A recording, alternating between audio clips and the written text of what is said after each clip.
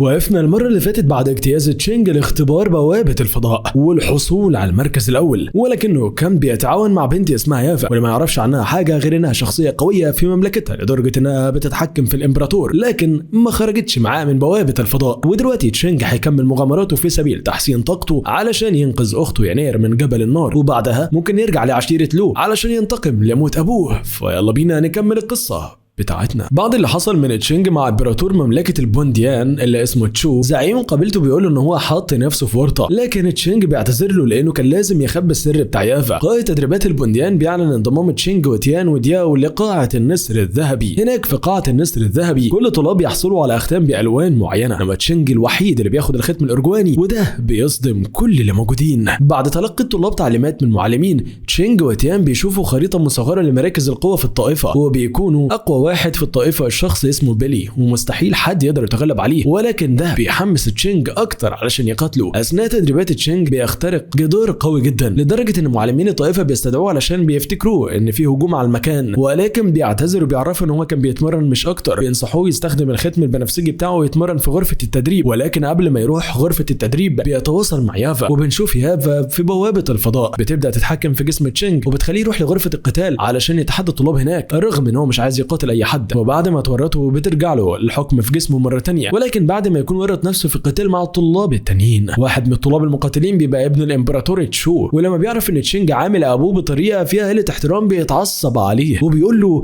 انت جيت هنا برجلك. ولكن لما بيبداوا الهجوم على تشينج بيتصدى ليهم وبيضع عليهم واحد ورا التاني بقوة الفضاء. ولكن لما يافا بتلاقيه بيكسب القتال بتقرر تتحكم في جسمه مرة تانية وبتخليه يهرب من ارض القتال. بعدها يافا بتقول له ان دي اسهل طريقة للتدريب وبتطلب منه يستريح دلوقتي علشان هيكمل قتال بكرة. فعلا الايام الجاية كلها تشينج بيروح علشان يتحدى طلاب النسر الذهبي بأمر من يافا وبيقدر يتغلب عليهم، وبعدها بيهرب من المكان مرة تانية. تشينج بيستغل تقدم مستواه وبيروح يشتري مجموعة من الأحجار الخاصة، ولكن صاحب المتجر بيرفض يبيع له حاجة، ولكن بمساعدة التنين الخاص بيه بيعرف يترجم كلام موجود على حجر سحري خاص بصاحب المتجر، وصاحب المتجر بيبقى مش عارف ترجمة الحروف دي فبيطلب من تشينج يساعده مقابل ان هو يبيع له اللي هو عايزه. خطة تشينج بتنجح لدرجة ان هو بيطلب من صاحب المتجر خصم على الحاجات اللي عايز يشتريها وهو بيوافق. تشينج بيشتري قلم سحري وبيستخدمه علشان يكتب ويتعلم كتابة اللغات النادرة في العالم. في الوقت ده يافا بتبعت واحد من أتباعها علشان يوقف تشينج من تعلم اللغات النادرة. الشخص ده هو تياو، وده من متقنين اللغات النادرة. ساعتها بيروح يقابل تشينج في المتجر وبيطلب منه ما يضيعش وقت في تعلم اللغات دي وكتابتها لأنها صعبة جدا عليه. ولكن لما تشينج بيوريهم قوة الكلمات اللي كتبها بيتصدموا، وده لأنهم ما بيصدقوش ان هو يقدر يكتب الحروف دي في بداية تعلمه ويا دوب لسه متعلمها. وساعتها تياو على طول بيطلب من تشينج يبيع له الحروف دي وبيدخل خناقة مع صاحب المتجر عليها. تشينج بيستغل الموقف وبيطلب منهم يعلوا السحر على بعض، وبما انه راسم حروف كتير جدا بيكسب فلوس كتير من وراها. تشينج ساعتها بيروح زياره لمطعم مشهور في المدينه، ولكن بتبقى في مؤامره معموله عليه وبيحطوا له السم في الاكل، ولكن جسم تشينج طبعا مقاوم للسموم وما بيتاثرش. ولما بيلاقوا لسه عايش واحد من مدبرين المؤامره بيهجم عليه. ساعتها تشينج بيتربط وبيرموه في مكان بعيد، وبيلاقي حواليه مجموعه تانية من طلاب الطوائف المختلفه. بيعرف منهم ان الاشخاص دول مسؤولين عن اطعام وحوش خطيره وبيخطفوا البشر علشان يقدموهم للوحوش. تشينج بيفك نفسه بكل سهوله وبيعرف ان الوحوش دول موجودين في جبل جينج، وده جبل خطير جدا. في مجموعه من المقاتلين بيحاولوا يستكشفوا الجبل لكنهم بيستخدموا البشر كطعم من الوحوش علشان يبعدوهم عنهم. تشينج بيحرر كل المخطوفين وبيهربوا من المكان، ولكن واحد من المقاتلين اسمه يان بيروح يطاردهم علشان يرجعهم مره تانية، وفعلا بيقدر يحبسهم مره تانية وتشينج بيبقى معاهم.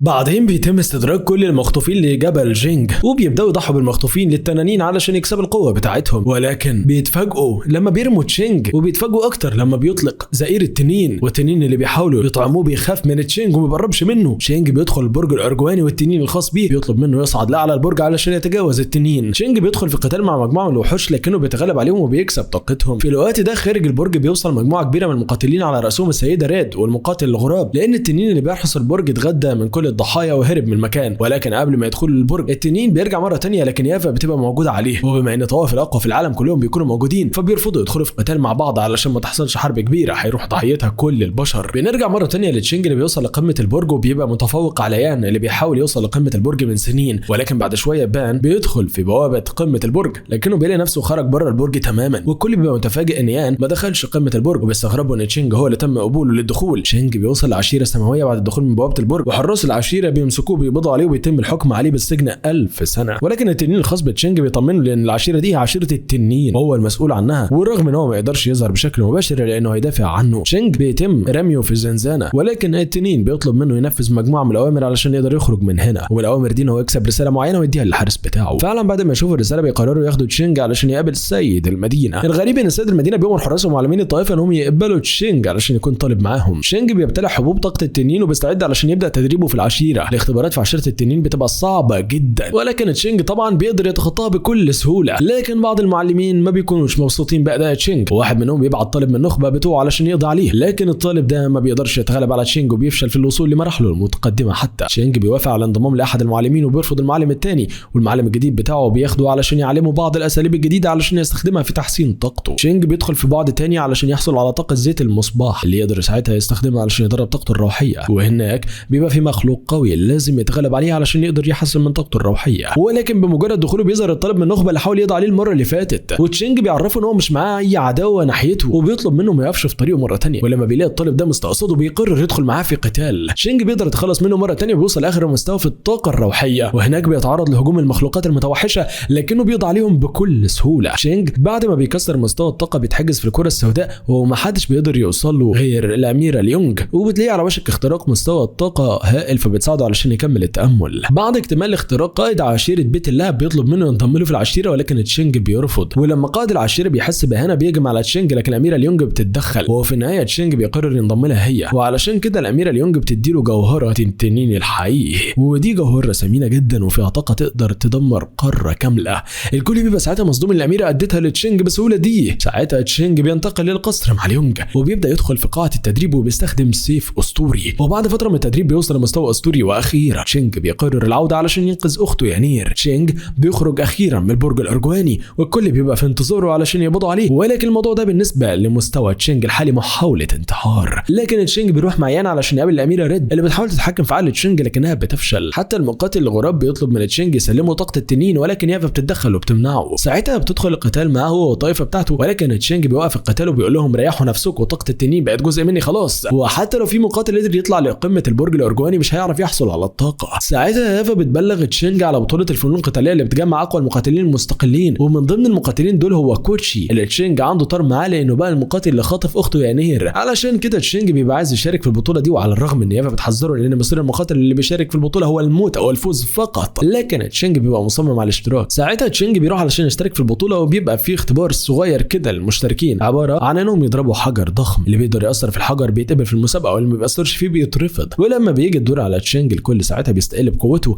لكنه بيضرب ضربه البرق للحجر ولونه بيتغير بسبب قوته وبيتم قبوله ساعتها في البطوله. بعد الوصول لمكان البطوله المسؤولين بيعرفوهم ان في اختبارات هتحصل وهيتم اختيار 3 مقاتلين بس للمراحل النهائيه. تشينج بيبدا الاختبار وبيهجم عليه مجموعه من الوحوش الصغيره لكنه بيقضي عليهم بكل سهوله، ولكن قدراته بتظهر بسيطه للمسؤولين وبيكونوا شاكين ان هو هيخسر بسهوله ومش هيقدر يصمد لوقت طويل في البطوله دي، لكنهم بيستغربوا من الطاقه اللي بيظهرها لانه بقى مقاتل مشهور والمفروض ان هو يستخدم قوه اكبر من دي بكتير. موجه ثانيه من الوحوش بتهجم على تشينج وبرضه بيقدر يتغلب عليهم لكن مع تحفظ القوه بتاعته، لكن بعد شويه بيلاحظوا ان هو بدا يستخدم روح سيف الداخليه والكل بيبقى مندهش منه، بيعرفوا ان هو بيوفر طاقته علشان المراحل النهائيه، لكن على الرغم من ده بيكونوا متاكدين ان افضل مقاتل في العالم بيلي اللي اتكلمنا عنه في البدايه هيقدر يقضي عليه بكل سهوله. موجات الوحوش بتستمر في الهجوم على تشينج لكنه بيستمر في القتال والصمود. تشينج ساعتها بيزهق من ضعف موجات الوحوش فبيفكر ان هو يدخل لباقي التحديات الخاصه بباقي المقاتلين علشان يقدر يجمع نقاط منهم، وفعلا بيدخل يقاتل مكان باقي اللاعبين رغم انهم بيكونوا متضايقين منه علشان بيسرق النقط بتاعتهم، ولكن واحد من المقاتلين بيستخدم تعويذه سحريه ضده والكل بيبقى شايف ان تشينج هيعاني، ولكن ده ما بيحصلش وتشينج بيقلب التعويذه على خصمه وبيقضي عليه بكل سهوله. المسؤولين عن التحدي بيكونوا عايزين يطردوا تشينج لانه بيخلي بتوازن البطوله وشايفين ان مفيش حد في قوته خالص، لكن يافا بتتدخل وبتطلب منهم يلتزموا بقواعد البطوله، ولكن سانج مدير البطوله بيبقى مصمم على كلامه وبيبقى متضايق ان يافا بتامرهم بالقواعد بتاعتها لكنها بتحرجه وسط باقي القاده وبتقول لهم ان البطوله دي زي الغابه، الاقوى هو المفروض يحكمها والاقوى في الحاله دي بيبقى تشينج. تشينج بيتاهل للمرحله اللي بعد كده هو و22 مقاتل، لكن البرج بتاعه بيبقى الاقوى والاعلى، والمرحله دي القتال بيكون بينهم وبين بعض والكل بيحاول يسيطر على برج الثاني علشان تشينج صاحب اعلى برج الكل بيهجم عليه هو، ولكن طبعا بيقدر يتغلب عليهم لحد ما بيتبقى 3 مقاتلين بس من ضمنهم تشينج. تشينج بيستعد لاخر يوم في البطوله وبيحاول يحسن طاقته باستخدام طاقه التنين، ورغم ان هو بيتعب في التدريب لانه بيكسب طاقه كبيره جدا. في اليوم الاخير البطوله تشينج بيبقى على اقصى استعداد وتشينج بيلاحظ حضور كل المقاتلين من كل الطوائف، واخيرا بيوصل المقاتل بيلي او الظلام الاسود زي ما بيطلقوا عليه، بيبقى هو المتحكم في جبل النار وخاطف الخاطف يناير. تشينج بيشوف يناير معاه وبيوصل له ارض القتال. قبل بدايه القتال النهائي بيعلنوا عن حصول حدث غريب وهو اضاءه المصباح الخشب التاسع. تشينج بيبقى عارف ان المصباح مع يافا لكنه ما بيركزش معاه دلوقتي وبيكون حاطط كل تركيزه مع القتال الاول بيبدا بين تشينج والمقاتل الثالث. تشينج ساعتها بيقدر يقضي عليه بكل سهوله، وبعدها المسؤولين بيسلموه كارت وبيقولوا له ان هو يقدر يستخدمه قبل القتال النهائي وينسحب، لان القتال ضد بيلي بيبقى حكم بالموت. لكن طبعا تشينج بيرفض وبيبقى عايز يحرر اخته. قبل القتال النهائي واحد من اتباع بيلي بيروح يسلم التاج السماوي المقدس ليافا وبيبقى عايز يعرض عليها الجواز علشان يخدعها، لكن واحده من اتباع يافا بتقاتل الشخص ده لكنه بيكون قوي جدا وبيقضي عليها. ساعتها تشينج بيقرر يستخدم الكارت اللي معاه بس الهدف تاني، وهو انه يتحدى بيه المقاتل ده، ورغم قوه القتال وقوه الخصم